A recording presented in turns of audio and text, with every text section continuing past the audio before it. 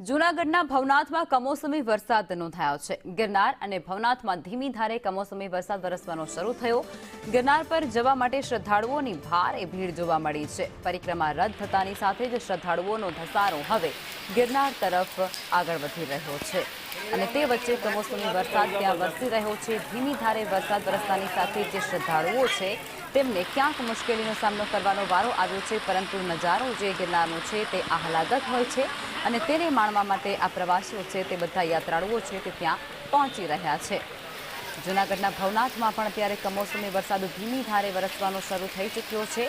લીલી પરિક્રમાને રદ કરતાની સાથે જે શ્રદ્ધાળુઓ ત્યાં પહોંચ્યા હતા, જે યાત્રાળુઓ ત્યાં પહોંચ્યા હતા તે હવે ગિરનાર તરફ દોટ મૂકી રહ્યા છે અને ગિરનાર ચડવા માટે નીકળી પડ્યા છે અને આ બધા વચ્ચે કમોસમી ઝરમર વરસાદ જે વરસી રહ્યો છે તે આહલાદક નજારો પણ ઉદ્ભવી રહ્યો છે।